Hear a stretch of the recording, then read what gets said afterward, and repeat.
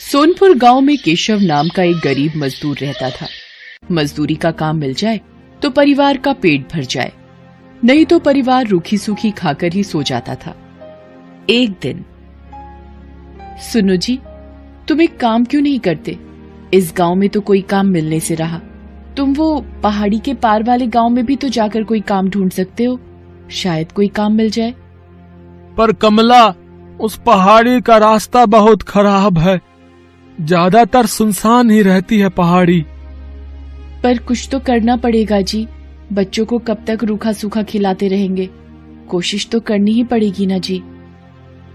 ठीक है कमला, मैं कल सुबह ही दूसरे गांव के लिए निकल जाऊंगा, ठीक है, ताकि समय से वापस आ सकूं। कमला अगले दिन केशव को कुछ भुने चने और गुड़ बांध कर देती है। सुनो, ये कुछ भुने चने और गुड़ लेते जाओ, रास्ते में भूख लगेगी तो खा लेना। केशव मजदूरी करने के लिए दूसरे गांव निकल पड़ता है। वो उस पहाड़ी के रास्ते चलता जाता है। आधे रास्ते चलने पर केशव थक जाता है। वो सोचने लगता है, थोड़ी देर यहीं इस पेड़ के नीचे आराम कर लेता हूँ, फिर आगे बढ़ूंगा। अरे, कमला ने ये भुने हुए चने और गुड़ दिया था, थोड़े खाकर भूख मिटा लेता हूँ। केशव जैसे ही चने और गुड़ खाने लगता है, एक चींटी उसके पास आती है। भैया, क्या थोड़े से गुड़ और चने मुझे दे सकते हो? मैं और मेरी बहनें भूखी हैं। हमने बहुत दिनों से कुछ नहीं खाया है। तुम्हारी बड़ी मेहरबानी होगी। हाँ, ये लो, तुम इन गुड़ और चनों से अपना और अपनी बहनों का पेट भर लो। चींटी खुशी खुशी वो गुड़ और चने अपनी बहनों को खिलाती है। जैसे ही चींटियां गुड़ और चने खाती हैं, देखते ही देखते वो सब सुंदर परियां बन जाती हैं। केशव ये सब देखकर हैरान रह जाता है। शुक्रिया राहगीर, आज तुम्हारी वजह से हम श्राप से मुक्त हो गई। हम परीलोक से धरती पर घूमने निकली थी। इस पेड़ के नीचे एक महात्मा भोजन कर रहे थे। हमने भूल से उनके भोजन में कंकड़ फेंक दिए, जिससे उन्होंने हमें चींटी बना दिया और श्राप दिया कि जब तक कोई राहगीर हमें भोजन नहीं देगा, हम अपने असली रूप में नहीं आ पाएंगी। पर तुम इस पहाड़ी पर कैसे? यहाँ तो कोई नहीं आता जाता।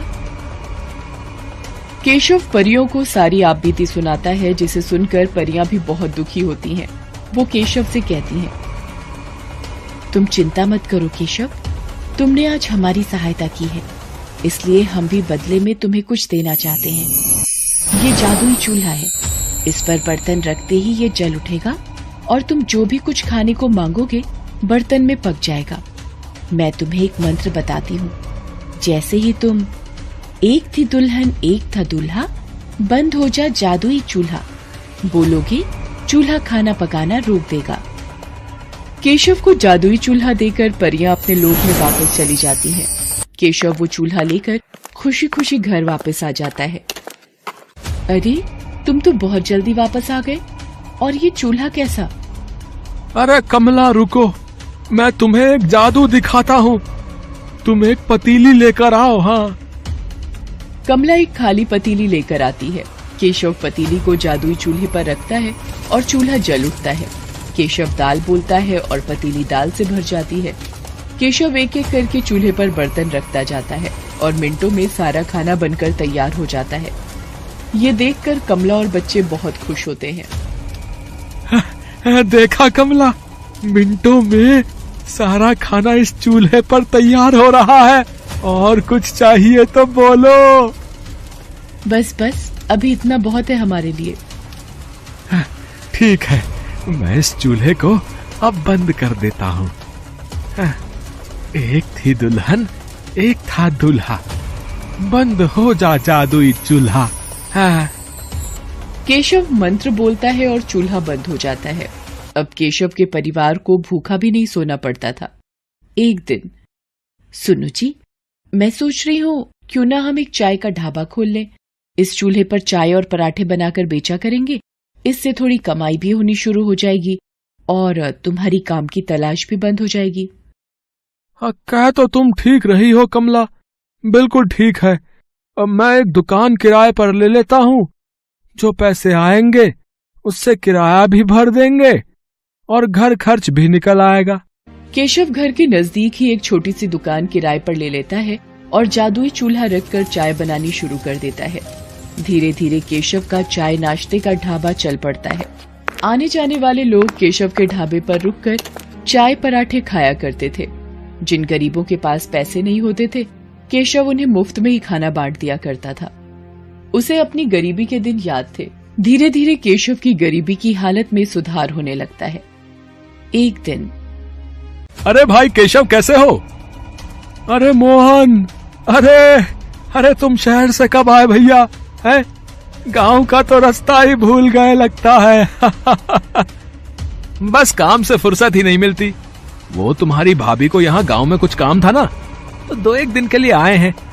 मैंने सुना है तेरे तो वारे न्यारे ही हो गए हैं। तूने ढाबा खोल लिया यार, जिसकी चर्चा पूरे गांव में हो रही है। हाँ मित्र, बस सब भगवान की कृपा है। बात कुछ और ही है। ये ऐसे नहीं मानेगा, मुझे सच का पता लगाना ही होगा। अगले दिन केशव ढाबे पर जाता है। मोहन भी उसके पीछे पीछे जाता है। अरे मोहन, अरे इतनी सुबह सुबह। मैंने सोचा कल वापस शहर जा रहा हूँ, तो आज तुम्हारे ढाबे पर ही चाय नाश्ता कर लूं, है कि नहीं? पता नहीं शहर से फिर कब आना हो। हाँ मोहन, बिल्कुल बिल्कुल भाई, ये भी कोई कहने की बात है। अरे तुम बैठो, मैं तुम्हारे लिए चाय और पराठा लेकर आता हूँ ना। केशव ढाबे की रसोई में चला जाता है। मोहन केशव को छुपकर देखने लगता है। ये क्या जादू है? केशव ने इस चूल्हे पर पतीली रखी और खाली पतीली चाय से भर गई। अरे अब ये तवा रख रहा है। ये क्या, पराठा भी बन गया? ये तो कोई जादुई चूल्हा है। अच्छा, तो ये बात है। तभी कहूं, ये रूखी सूखी खाने वाले ने ढाबा कैसे खोल लिया है? ये चूल्हा वैसे मेरे पास होना चाहिए, मैं इसे चुरा लेता हूँ। हाँ। शाम को जब केशव घर लौट जाता है, मोहन रात के वक्त चूल्हा चुरा कर पत्नी के साथ शहर भाग जाता है। केशव जब ढाबे पर आता है, चूल्हा गायब होता है। अरे कमला, कमला, अरे हमारा जादुई चूल्हा चोरी हो गया है। अब हम क्या करेंगे? कैसे पैसे कमाएंगे? सुनो जी, जो हो गया सो हो गया। इस बहाने हमें मार्गदर्शन तो मिला। अब आप एक नया चूल्हा लेकर इस ढाबे को आगे बढ़ाओ। देखना, आपकी मेहनत रंग लाएगी। केशव एक मेहनती व्यक्ति था, इसलिए उसने फिर से एक नई शुरुआत की। उधर जब मोहन अपनी पत्नी के साथ शहर में अपने घर पहुंचा। जाओ शीला, एक खाली पतीली ले आओ। अभी तुम्हें इस चूल्हे का जादू दिखाता हूँ। जादुई चूल्हे, मुझे पुलाव चाहिए, पुलाव। चूल्हे पर बर्तन रखकर मोहन ने जैसे ही पुलाव बोला, चूल्हा जलने लगा और पुलाव बनता चला गया। मोहन चूल्हे को फूंक मार मार कर बंद करता रहा, पर वो बंद ही नहीं हो रहा था। अरे ये चावल बनने तो बंद ही नहीं हो रहे। अरे ऐसे तो पूरा कमरा भर जाएगा। हम दोनों चावल के ढेर में दबकर मर जाएंगे। शीला, क्या करूं? कुछ समझ नहीं आ रहा है। अब तो एक ही रास्ता है, इस चूल्हे को तोड़ दो। हाँ, ये ठीक रहेगा। मैं इस घटिया चूल्हे को तोड़ देता हूँ। मोहन गुस्से में चूल्हे को पटक कर तोड़ देता है। चूल्हे के 2 टुकड़े हो जाते हैं और जादू खत्म हो जाता है। चूल्हे की जगह मिट्टी का ढेर पड़ा रह जाता है। केशव को जादुई चूल्हे की मदद से काम मिल जाता है और वो मेहनत से पैसे कमाने लगता है, जबकि मोहन के हाथ में आकर जादुई चूल्हा मिट्टी हो जाता है। किस्मत भी उनका ही साथ देती है जो ईमानदार और नेक दिल होते हैं। चोर और मक्कार व्यक्तियों के हाथ सदा ही खाली रह जाते हैं।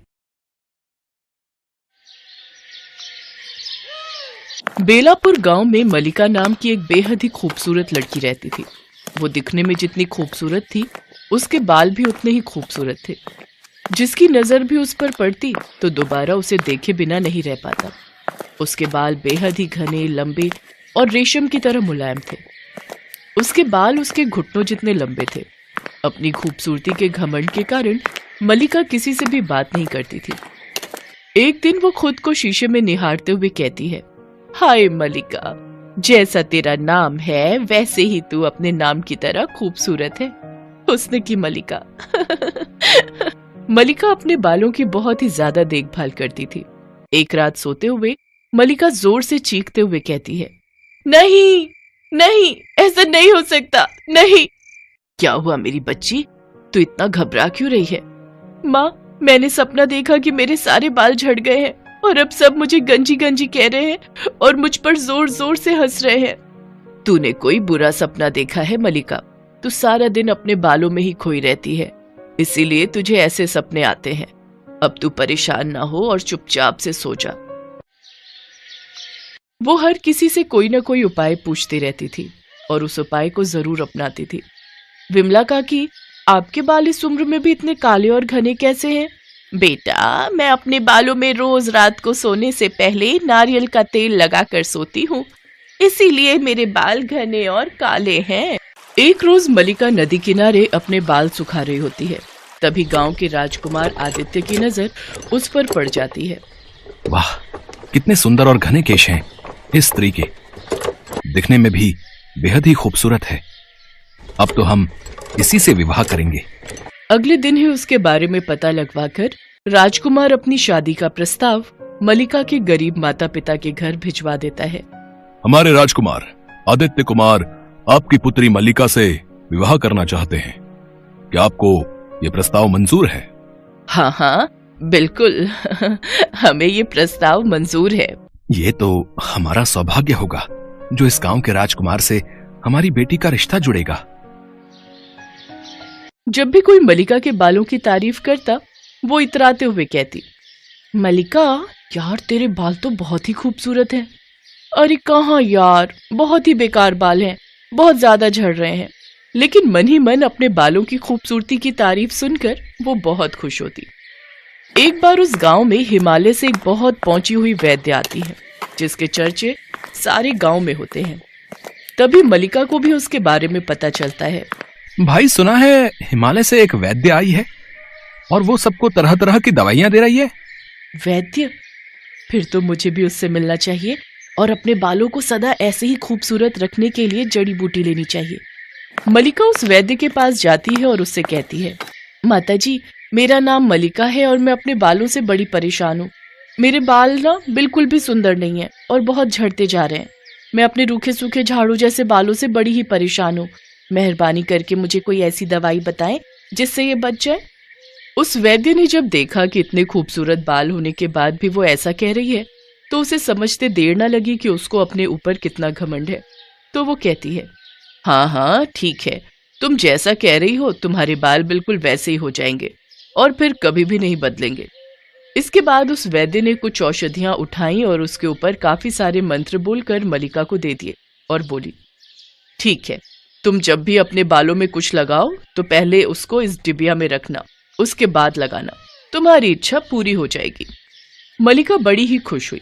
फिर वो डिबिया लेकर वापस आ गई। इसके बाद तो वो जब भी बाल धोने जाती तो अपना शैम्पू पहले उस डिबिया में डाल लेती और जब तेल लगाने जाती तो पहले उस तेल को उस डिबिया में रखती, फिर लगाती। देखते ही देखते 1 महीने के अंदर मलिका के सारे बाल झड़ गए और वो गंजी हो गई। ये देखकर मलिका बहुत परेशान हुई और किसी तरह अपना गंजापन छुपाते हुए वैद्य जी के पास पहुंची और बोली, माता जी, ये आपने मुझे किस तरह की डिबिया दे दी? उसका इस्तेमाल करने से तो मेरे पूरे बाल झड़ गए और मैं पूरी तरह गंजी हो गई। मेरी तो कुछ समझ नहीं आ रहा, मैं क्या करूं? तुम परेशान मत हो, तुम्हारे झाड़ू जैसे बाल पूरी तरह से चले गए हैं। अब तुम्हारे बिल्कुल वैसे ही बाल आएंगे जैसा तुम चाहती हो। इतना कहने के बाद वो महिला वहां से गायब हो गई। मलिका ये देखकर हैरान हो गई। मुझे तो कुछ समझ नहीं आ रहा कि मैं क्या करूं, लेकिन मेरे पास उस वैद्य की बात मानने के अलावा और कोई रास्ता भी तो नहीं है। कुछ दिनों बाद उसके सिर पर सचमुच में लंबे, रूखे और झाड़ू के समान बाल आ गए, जिस वजह से वो बड़ी भयानक दिखने लगी। एक दिन शीशे के आगे बैठी मलिका खुद को आईने में देखती है तो सोचती है, कुछ दिनों में मेरी शादी राजकुमार से होने वाली है। अगर उन्होंने मुझे इस हालत में देख लिया तो वो पक्का ही इस विवाह के लिए मना कर देंगे। वो इतना सोच ही रही होती है कि तभी राजकुमार के सैनिक राजकुमार का संदेशा लेकर आते हैं। कल महल में राजकुमार के जन्मदिन का आयोजन है और राजकुमार जी ने आपको इस समारोह में आने के लिए आमंत्रित किया है। कुछ देर सोचने के बाद मलिका कहती है, ठीक है, पर मेरी एक शर्त है। हमारे यहाँ शादी से पहले दूल्हे का दुल्हन को देखना अपशगुन माना जाता है, तो मैं समारोह में घूंघट करके आऊंगी और कोई भी मुझे चेहरा दिखाने के लिए मजबूर नहीं करेगा। उधर जैसे ही राजकुमार को ये बात पता चलती है, वो मुस्कुराकर मलिका की शर्त को मान लेते हैं। अगले दिन मलिका सुंदर सा रेशम का दुपट्टा सर पर ओढ़े घूंघट करके राजकुमार के महल पहुंच जाती है। दावत में तरह तरह के पकवान बने हुए थे। महल में नाच गाने से रौनक हो रखी थी। चारों ओर खुशी का माहौल था कि तभी अचानक तेज हवा चलती है और मलिका का दुपट्टा उड़कर राजकुमार के चेहरे पर गिर जाता है। राजकुमार जैसे ही उस दुपट्टे को अपने चेहरे से हटाता है तो उसकी नजर मलिका पर आ पड़ती है। उसको देखते ही राजकुमार चीख उठता है। तुम भयानक औरत कौन हो और मेरी मलिका कहाँ है? तुम तो कोई चुड़ैल या डायन नजर आती हो। तुम तुरंत ही यहाँ से चली जाओ, नहीं तो मैं तुम्हें मृत्युदंड दे दूंगा। मलिका भागकर वहां से चली जाती है। अब उसे समझ आ चुका था कि उसे अपने घमंड की सजा मिल चुकी है। उधर राजकुमार आदित्य ने मलिका को ढूंढने के लिए सैनिक भेज दिए थे। मलिका ने अपनी सहेलियों के साथ मिलकर नकली बालों की एक लंबी चोटी बनाई और उसे सुंदर सुंदर फूलों से सजा दिया और अपने कांटेदार झाड़ू जैसे बालों को पूरी तरह से हटाकर उस नकली चोटी को अपने सिर पर चिपका लिया और राजकुमार से मिलने गई। मलिका को सुंदर बालों के साथ देखते ही वो झट से विवाह कर लेता है। मलिका हमेशा सोचती रहती, अगर राजकुमार जी को मेरी सच्चाई का पता चल गया तब ना जाने क्या होगा। ऐसे ही कई महीने बीत गए। फिर एक दिन मलिका राजकुमार के साथ महल की बालकनी में खड़ी थी कि तभी वहां एक चील आई और उसकी चोटी उठाकर ले गई। राजकुमार उसको देखकर बड़ा हैरान होता है। मलिका का गंजापन देखकर वो गुस्से में चिल्लाते हुए कहता है, अगर तुम्हारा गंजा सिर अगले 10 दिनों तक बिना बालों के रहा तो मैं तुम्हें तलाक दे दूंगा। इतना कहकर राजकुमार वहां से चला जाता है। मुझे कैसे भी करके उस बूढ़ी वैद्य महिला को ढूंढना होगा और उनसे माफी मांगनी होगी। अब तो वही मेरी शादी बचा सकती है। अगले दिन सुबह मलिका उस वैद्य को ढूंढने हिमालय के जंगलों में चली जाती है, लेकिन उसे वो कहीं नहीं मिलती। फिर थक हार कर उसे जंगल में एक मंदिर दिखाई देता है। वो उस मंदिर में जाकर बैठ जाती है और माता की मूर्ति के सामने जोर जोर से रोने लगती है। तभी उसके सामने वन देवी प्रकट होती है। वो वही बूढ़ी वैद्य महिला थी। तभी मलिका उससे कहती है, माता, मुझे अपनी गलती का एहसास हो चुका है। अपने लंबे काले घने रेशमी बालों को लेकर जो मैंने घमंड किया था, उसकी सजा मुझे मिल चुकी है। अब मैं कभी खुद पर घमंड नहीं करूंगी। कृपा करके आप मुझे मेरे बाल वापस कर दीजिए। तुम्हें अपनी गलती का एहसास हो चुका है, यही तुम्हारे लिए काफी है। इसके बाद वन देवी उसे आयुर्वेदिक तेल की शीशी देते हुए कहती हैं, यह लो पुत्री, इस तेल को रात को सोने से पहले अपने सिर पर लगा लेना। सुबह तक तुम्हारे सारे बाल तुम्हें वापस मिल जाएंगे। लेकिन हाँ, याद रहे, आज के बाद अपने बालों और चेहरे की खूबसूरती को लेकर कभी घमंड मत करना। इतना कहकर वन देवी गायब हो जाती है। फिर मलिका वो शीशी लेकर अपने घर आ जाती है और रात को सोने से पहले वन देवी का ध्यान करते हुए वो उस तेल को अपने बालों में लगा लेती है। अगले दिन सुबह जब वो उठती है तो उसके लंबे काले घने और रेशमी बाल वापस आ चुके होते हैं। ये देख वो बहुत खुश होती है। मेरे बाल मेरे बाल मुझे वापस मिल गए। आपका बहुत बहुत शुक्रिया वन देवी माँ। वन देवी की जय हो, जय हो, जय हो। उधर जैसे ही राजकुमार मलिका को वापस अपने बालों के साथ देखता है तो वो भी बहुत खुश होता है और उसे अपने साथ वापस अपने महल ले जाता है। इसके बाद दोनों खुशी खुशी महल में रहने लगते हैं। अर्जुन ने जैसे ही अपनी माँ से उषा और अपने प्यार का जिक्र किया तो मॉडर्न सोसाइटी में उठने बैठने वाली माँ उनके प्यार के लिए राजी नहीं होती और वो ये सुनते ही भड़क जाती है। क्या तुम्हारा दिमाग खराब हो गया है अर्जुन? कान खोलकर सुन लो, उषा जैसी मिडिल क्लास लड़की इस घर की बहू नहीं बनेगी, नहीं बनेगी, कभी नहीं बनेगी। माँ, उसके मिडिल क्लास होने में उसका क्या कसूर है? और मिडिल क्लास है तो क्या हुआ? वो किसी से कम थोड़ी है। तू ज्यादा जुबान मत चला। तुझसे ज्यादा देखी है मैंने ये दुनिया और मैं इन मिडिल क्लास की लड़कियों की रग रग से वाकिफ हूँ। अपनी माँ की बात अर्जुन की समझ से परे थी। उसने माँ की बात सुन तो ली, लेकिन मन ही मन एक फैसला ले लिया। और उषा के साथ मंदिर में जाकर शादी कर ली। फिर उसे अपने घर ले आया। अर्जुन के साथ उषा को देख उसकी माँ का गुस्सा 7वें आसमान पर चला जाता है। खबरदार, खबरदार जो इस लड़की को लेकर मेरे घर के अंदर आया। माँ, ये लड़की ही अब आपकी बहू है। और जहां तक रही घर के अंदर आने की बात, तो अब तो आपकी बहू ने अपने शुभ कदम घर के अंदर रख दिए हैं। निर्मला, छोड़ दो, माफ कर दो उन्हें। आखिर वो हमारे बेटे की पसंद है और अब तो इस घर की बहू भी है। नहीं, मैं इसे कभी माफ नहीं कर सकती। ये इस घर में नहीं आएगी, मतलब नहीं आएगी। निकल जाओ यहां से। ये सुनते ही पास ही खड़ी उनकी जवान बेटी धीरे से मां से कहती है, ये क्या कह रही हो मम्मी? भाभी बालिग है और शादी करके आई हैं। अगर ज्यादा जोर जबरदस्ती की तो पुलिस केस भी हो सकता है। हमारी परिवार की इज्जत ही नहीं, आप जेल भी जा सकती हैं। अपनी बेटी की बातें सुनकर मां घबरा जाती है। तो क्या करूं? इस 2 कौड़ी की मिडिल क्लास लड़की को घर की मालकिन मान लूं? तुम भी ना मां, मैंने ऐसा तो नहीं कहा। बस अभी इस लड़की का पलड़ा भारी है, लेकिन ज्यादा दिन तक रहेगा नहीं। हम ऐसी चाल चलेंगे कि ये ज्यादा दिनों तक यहाँ टिक नहीं पाएगी। बेटी की बात सुनकर मां खामोश हो जाती है और रात भर बेटी के साथ प्लानिंग करती है। दूसरे दिन जब बहू पहली बार खाना बनाने जाती है तो माँ बेटी प्लानिंग करती है। मम्मी, भाभी आज पहली बार खाना बनाने जा रही है और आप तो जानती है ना पापा का नेचर।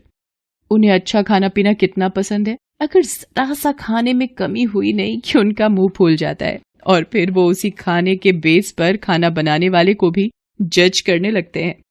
बिल्कुल, तभी तो मैं तुम्हारे पापा के खाने से कोई कॉम्प्रोमाइज नहीं करती। बस तो आज भाभी के खाने के साथ ऐसा तिकड़म करेंगे कि भाभी का फर्स्ट इंप्रेशन ही पापा के सामने खराब हो जाएगा। और आप तो जानती हैं कि first impression is the last impression. उसके बाद बेटी शक्कर के पाउडर का पैकेट निकालती हुई कहती है, ये देखो मम्मी, ये शक्कर का पाउडर है। इसे नमक के डिब्बे में डाल दो। भाभी इसे नमक समझकर दाल और सब्जी में डाल देंगे और फिर ये शक्कर अपना ऐसा कमाल दिखाएगा कि पापा के सामने भाभी और भैया दोनों की बोलती बंद हो जाएगी। ये कहती हुई दोनों खिलखिलाकर हंसती हैं और सास जाकर नमक के डिब्बे में पिसी हुई शक्कर डाल देती है। बहू खाना बनाते वक्त उसे नमक समझकर दाल और सब्जी में डालती है। सब्जी और दाल खाते ही ससुर भड़क जाते हैं। बहू, ये कैसा खाना बनाया है? मीठी दाल, मीठी सब्जी। ये दाल सब्जी बनाए हैं या मिठाई? चीनी क्यों डाला खाने में? चीनी नहीं पापा जी, मैंने तो नमक ही डाला था। तो क्या मैं झूठ बोल रहा हूं? खुद ही टेस्ट कर लो और बताओ, इसमें शक्कर है या नमक? मुझसे बहुत बड़ी गलती हो गई थी कि मैंने मेरी बीवी की मर्जी के खिलाफ तुम्हारा साथ दिया। मम्मी ने तो पहले ही कहा था, बस आप ही बहू बहू कहकर अपना प्यार लुटा रहे थे। और कहाँ गया ये अर्जुन? बड़ी डींगे हाँक रहा था कि उषा मिडिल क्लास की है तो क्या हुआ, वो किसी से कम तो नहीं है। मैं तो कहती हूँ इसे अभी इसी वक्त इसके घर भेज दो, पहले जाकर घर से कुछ सीख तो आए। नहीं नहीं पापा, मुझे माफ कर दो, अभी अभी घर में आई हूँ, शायद डब्बे पहचान नहीं पाई कि कौन से डब्बे में नमक रहता है, कौन से में शक्कर। हाँ हाँ, अब कहो कि मुझे तो दिखता भी नहीं, मैं सब समझती हूँ, तुम जैसे मिडिल क्लास लोगों की चाल को। अरे शांत रहो, शांत। तुम्हें तो बस मौका मिलना चाहिए और तुम नॉन स्टॉप शुरू हो जाती हो। शायद बहू ठीक कह रही है, ऐसी गलती हो सकती है। हमें इसे एक मौका और देना चाहिए। दूसरे दिन जब वो फिर खाना बनाती है तो पहले ही शक्कर का डिब्बा हटा देती है ताकि गलती ना हो, पर सास उससे भी ज्यादा चालाक निकलती है। वो चुपचाप आकर उसके खाने में ढेर सारा नमक और मिर्ची डाल देती है। बहू को कुछ भी पता नहीं होता। वाह, खाना दिखने में तो काफी लजीज लग रहा है। आज मैं जम के खाऊंगा। जम के खाओगे या जमा के बहू को सुनाओगे? और सचमुच खाते ही ससुर चिल्लाते हैं, बहू, ये क्या मजाक है? कल खाने में शक्कर ही शक्कर और आज नमक और मिर्च थोक के भाव में डाल दिया है तुमने। नहीं पापा जी, आज तो मैंने नमक मसाले स्वादानुसार डाले थे। ऐसा स्वाद? एक काम करो, तुम एक निवाला खुद टेस्ट करो। बहू जैसे ही एक निवाला मुंह में लेती है वो मुंह से फुर्र से निकाल देती है। वाह, क्या स्वाद है, खाते ही मुंह से बाहर आ गया। बहू, तुम्हें खाना बनाना नहीं आता तो तुम बोल क्यों नहीं देती? कोई जबरदस्ती नहीं है। निर्मला, कान खोलकर सुन लो, कल से मुझे ऐसा खाना खिलाया तो मैं घर छोड़कर चला जाऊंगा। पापा, ये आप क्या कह रहे हैं? अरे, आप क्यों घर छोड़कर जाएंगे? जिन्हें जरा भी शर्म हो वो छोड़कर जाएं ये घर। बहू की समझ में नहीं आता है कि उसके साथ क्या हो रहा है, लेकिन उसे ये जरूर पता लग गया था कि इस घर में उसकी राह आसान नहीं है, और उसकी जिंदगी में जब भी कोई ऐसी परिस्थिति आती थी जहां उसकी राहें उसे मुश्किल लगती थी, वो अपने गुरुजी के पास जरूर जाती थी। गुरुजी बहुत ही पहुंचे हुए और दयालु किस्म के आदमी थे। उसने वहां जाकर उन्हें सारी बातें बताई। बाबा, मेरी तो कुछ भी समझ में नहीं आ रहा है। पर मेरी समझ में आ गया है बेटी। उसके बाद बाबा अपनी झोली से एक पुड़िया निकालकर उसे देते हैं। ये जादुई मसाला है, इसे तुम जिस खाने में भी डालोगी उसका स्वाद अपने आप अच्छा और स्वादिष्ट हो जाएगा। लेकिन याद रखना, कुछ भी बनाते वक्त जैसे तुम सोचोगी, बनने वाली चीज का स्वाद वैसा ही हो जाएगा। सच बाबा? हाँ, पर जो तुम्हारे साथ चालाकी करेगा उसकी थाली में उसी खाने का स्वाद वैसा ही आएगा जैसा कि उसने तुम्हारे साथ चालाकी करते वक्त सोचा होगा। इधर उसके ससुराल में सास और ननद सोच रही थी कि बहू घर छोड़कर चली गई है। वो मन ही मन खुश हो रहे थे, लेकिन दोपहर तक बहू वो जादुई मसाला लेकर अपने ससुराल आ गई। उसे देखकर सास और ननद ने अपना मुंह फेर लिया, लेकिन बहू ने इस बात की परवाह किए बगैर अपने ससुर से एक बार और अपने हाथ का बना खाना खाने की रिक्वेस्ट की। ससुर पहले तो नाना कहते रहे, लेकिन बाद में मान गए। शाम को बहू खाना बना रही होती है और एक पल के लिए किचन से बाहर जाती है कि तभी सास आकर खाने में मसाला, मिर्च और नमक किलो के हिसाब से डाल देती है। ये तेरा आखिरी दिन होगा इस घर में, तो कौड़ी की लड़की, अब तुझे कोई नहीं बचा सकता। सास के जाते ही बहू आती है और उसमें पुजारी बाबा का जादुई मसाला डालते हुए कहती है, खाना खूब स्वादिष्ट हो जा। उसके बाद खाना लाकर जब वो डाइनिंग टेबल पर लगाती है तो ससुर को खाते देख सास धीरे से अपनी बेटी से कहती है, देखना बेटी, अभी एक निवाला खाते ही तुम्हारे पापा ज्वालामुखी की तरह फटेंगे। आह, वाह, क्या खाना बनाया है। आह, क्या बात करते हैं? मुझे तो नहीं लगता कि अच्छा है, एक दो निवाले और खाओ। 2-4 निवाले क्या, मैं तो पूरा खाना खा जाऊंगा। ये कहते हुए फटाफट काफी खाना खा जाते हैं। ये देख सास की आंखें फटी की फटी रह जाती हैं। हैं? ऐसा कैसे हो गया? अरे देख क्या रही हो निर्मला, तुम भी खाओ, बहुत बढ़िया है। आह। ये सुनकर वो भी खाती है और उसे बड़ा ही गंदा स्वाद आता है। पूरा खाना वो फर्र से मुंह से बाहर निकाल देती है। छी, कितना गंदा खाना है। ये सुनकर बहू समझ जाती है कि आखिर इतने दिनों से उसके साथ ये सब कर कौन रहा था। इधर ससुर जी भी अपनी पत्नी को इस तरह खाना उगलते देखते हैं तो ऐसा कैसे हो सकता है निर्मला, भला खाने का स्वाद मुझसे ज्यादा कौन जान सकता है। ये लो चखो। कहते हुए अपनी थाली का निवाला खिलाते हैं तो सास को स्वादिष्ट लगता है। अरे हाँ, ये तो वाकई स्वादिष्ट है। फिर तुम्हारी थाली का क्यों नहीं है? वो भी तो इसमें से बहू ने परोसा है। तो आप भी मेरी थाली का खाकर देखो। ये सुनकर ससुर खाते हैं तो उन्हें स्वादिष्ट लगता है। ये तो बिल्कुल मेरी थाली के खाने जैसा ही है। मैंने पहले ही कहा था, अब चुपचाप खाओ इसे और बिना मतलब मीन मेख निकालना बंद करो। वो जैसे तैसे एक निवाला खाती है, फिर फुर्र से उड़ाती है। ये देख पति को गुस्सा आता है और वो अपनी जगह से खड़े होकर चीखते हैं, ये क्या बदतमीजी है, मैं ये बर्दाश्त नहीं करूंगा। सुनते ही रोती हुई वो उनके पैर पकड़ लेती है और उन्हें सारी बात सच सच बता देती है। निर्मला, कोई तुम्हारे या तुम्हारी बेटी के साथ ऐसा करता तो? बेचारे हमारे बेटा बहू एक दूसरे से इतना सच्चा प्यार करते हैं और तुम। माफ कर दीजिए मुझे, माफ कर दीजिए। आज मुझे पता चल गया कि सच्चे प्यार का साथ ऊपर वाला भी देता है। आज के बाद मैं इसे अपनी बहू नहीं, बेटी बनाकर रखूंगी। ये सुनकर सभी खुश हो जाते हैं।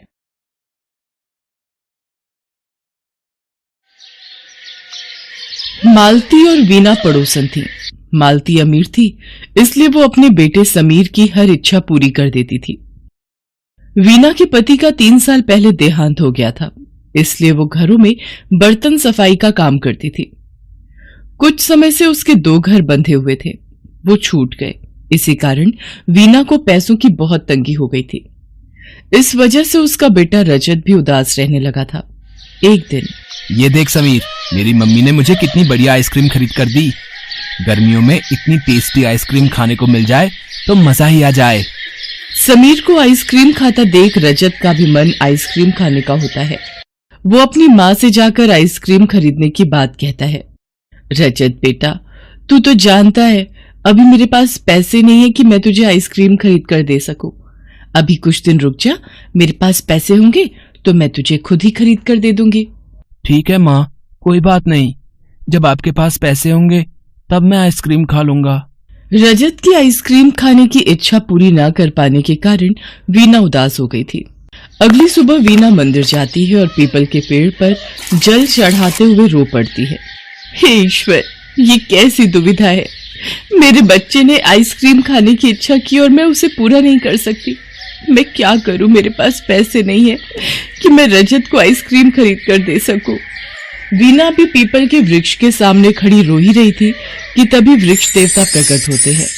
वीना, मैंने तुम्हारा सारा दुख जान लिया है, तुम चिंता मत करो।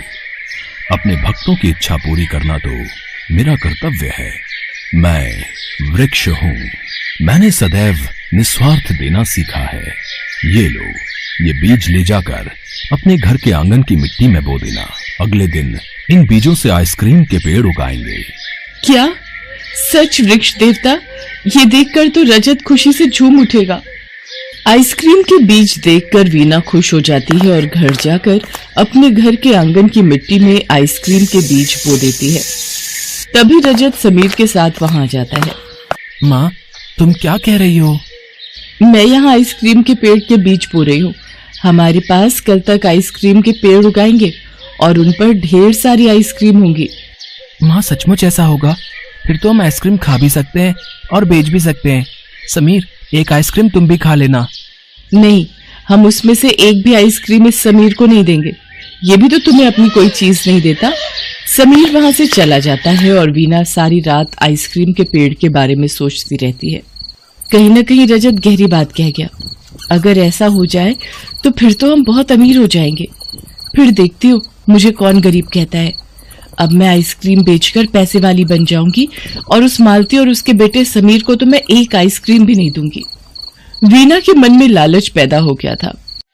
अगले दिन जब वो सोकर उठती है तो वो देखती है कि उसके आंगन में एक भी आइसक्रीम का पेड़ नहीं उगा है।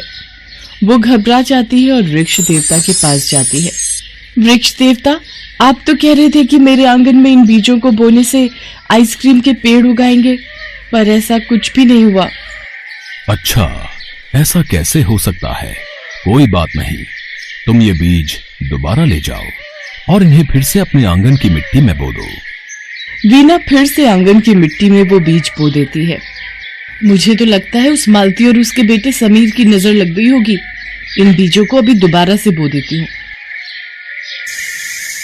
अब की बार जरूर आइसक्रीम के पेड़ उगाएंगे।